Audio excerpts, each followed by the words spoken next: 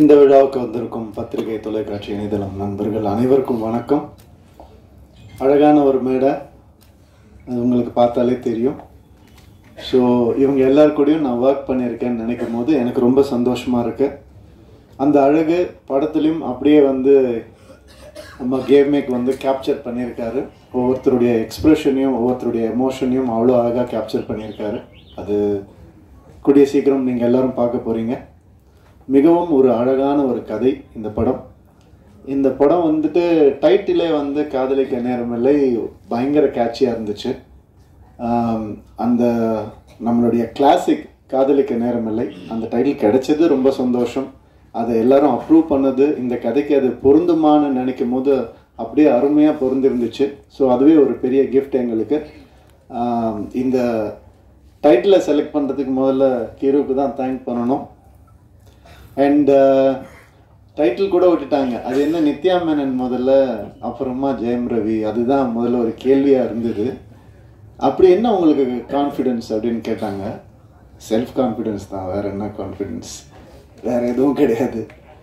ஐ மீன் நான் எல்லாமே உடச்சிருக்கிறேன்னு நான் நம்புகிறேன். சினிமாவில் இது ஒரு ஜாம்பி படம், ஒரு ஸ்பேஸ் படம் அப்படின்னு அது மட்டும்தான் உடைக்க முடியுமா என்ன, இதையும் உடைப்போம் தான் நம்ம எல்லாரும் பேசி உடைச்சோம். அது நான் இந்த மேடையில் தான் அதை நான் சொல்ல முடியும். எவ்வளோ பேர் எப்படியோ ட்விஸ்ட் பண்ணிலாம் கேட்டு பார்த்தாங்க. உண்மை இது தான். அண்ட் இந்த ஒரு விஷயம் மாறி இருக்கு அப்படின்னு நினைக்கும் போது எனக்கு பர்சனலாக ஆஸ் அ ஹியூமனாக, ஆக்டர்லாம் விட்டுருங்க, ஆஸ் அ ஹியூமனாக எனக்கு ரொம்ப சந்தோஷமாக இருக்குது. இது நான் ஷாருக் கான் சார்கிட்டேருந்து தான் காப்பி அடித்தேன்.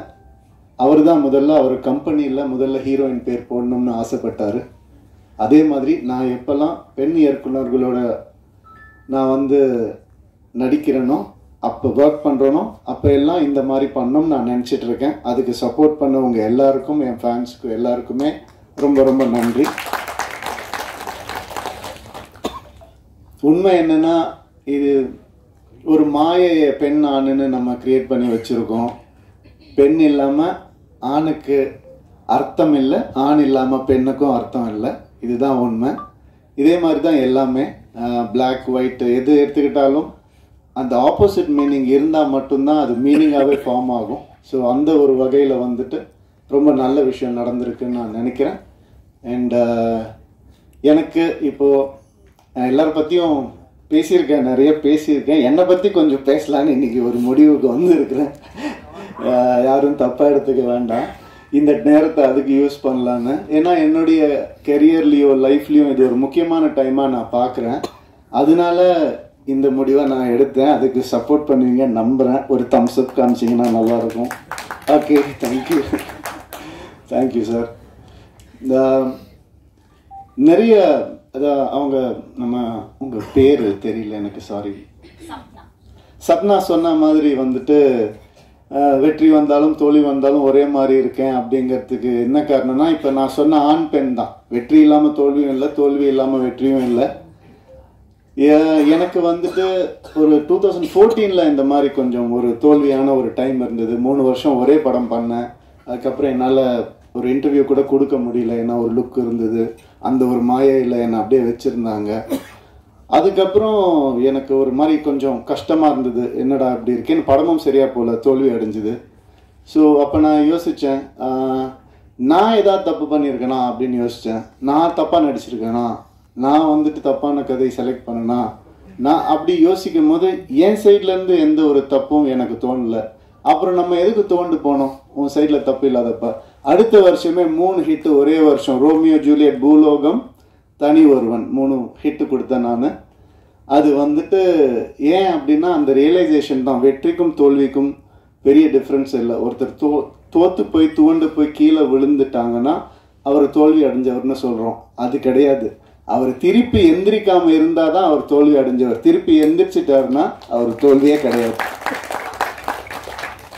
இந்த வருஷம் நான் திருப்பி எந்திரிப்பேன்னு சொல்ல வரேன், வேற ஒன்றும் இல்லை. Thank you so much. அதுக்கான நிறைய நல்ல படங்கள் ஒரு லிஸ்ட் என்கிட்ட இருக்குது, நல்ல லைனப்ஸ் என்கிட்ட இருக்குது, நல்ல திறமையான டைரக்டர்ஸ் என் கூட இருக்காங்க. அடுத்தது சுதா கொங்குரா மேம் கூட இன்னொரு படம் பண்ணுறேன், பெண் இயக்குனர். ரொம்ப சந்தோஷமாக இருக்குது.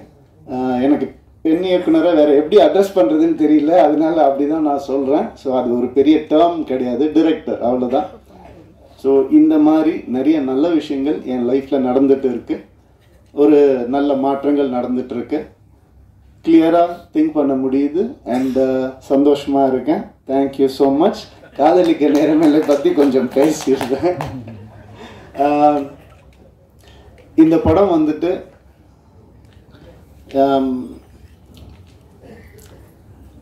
பாலச்சந்தர் சார் எப்படி அவருடைய ஈரால நிறைய விஷயங்களை உடைச்சு புதுசாக எந்த நெருடலும் இல்லாமல் காமிச்சாரோ அந்த மாதிரி கிரு வந்துட்டு இந்த படத்தை ஆஸ் அ ஃபீமேலாக அவங்க பண்ணியிருக்காங்க.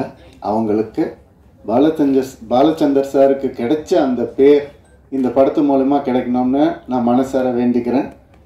அண்ட் இந்த படம் பல உண்மைகளை வெளிக்கொண்டு வந்திருக்கு.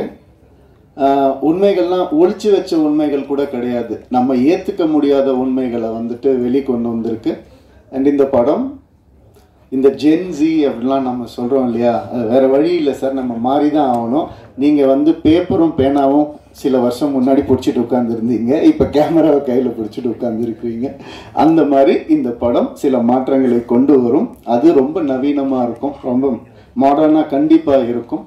அந்த சில கான்செப்ட்ஸ் வந்துட்டு சொல்கிறது வந்து மிக தைரியம் வேணும். எப்படி வந்துட்டு கிரு வந்துட்டு ஒரு டயலாக், அதாவது உங்கள் எல்லாத்தையும் வந்து உங்களுடைய எல்லா பிரச்சனையும் வந்துட்டு ஃபெமினிஸ்ட் ஆங்கிளில் திணிக்காதீங்கன்னு ஒரு ஃபீமேல் டைரக்டர் சொல்லும் போது அதுக்கான வேல்யூ வந்துட்டு 100 மடங்கு அதிகமாகுது. ஸோ அதனால இந்த மாதிரி விஷயங்களை பேலன்ஸாக சொல்லியிருக்கிற ஒரு படம் காதலிக்க நேரமில்லை. நிறைய வேல்யூஸை வந்துட்டு புதுசாக சொல்லியிருக்கக்கூடிய ஒரு படம். நம்ம எப்போவுமே நம்ம லைஃப்பில் சினிமா ஒரு பார்ட், அதை யாராலையும் மறுக்கவே முடியாது. அம்மா அப்பா சொல்லி கொடுக்காத சில விஷயங்களை கூட சினிமா சொல்லி கொடுக்கும்ன்ற நம்பிக்கையில் தான் நான் சினிமாக்குள்ளே வந்தேன். அந்த மாதிரி இந்த ஜென்ரேஷனுக்கு சொல்லி கொடுக்க முடியாத, பேச முடியாத சில விஷயங்களை ரொம்ப அழகாக டீல் பண்ணியிருக்காங்க. இந்த மாதிரி திறமையான தைரியமான டிரெக்டர்ஸ் இன்னும் வரணும் தமிழ் சினிமாவுக்கு நான் ஆசைப்படுறேன். வர பொங்கலுக்கு இந்த படம் ரிலீஸ் ஆகுது. கண்டிப்பாக தியேட்டரில் வந்து பாருங்கள். UA சர்டிஃபிகேட் தான். ஸோ நீங்களே முடிவு பண்ணிட்டு வாங்க. தேங்க்யூ.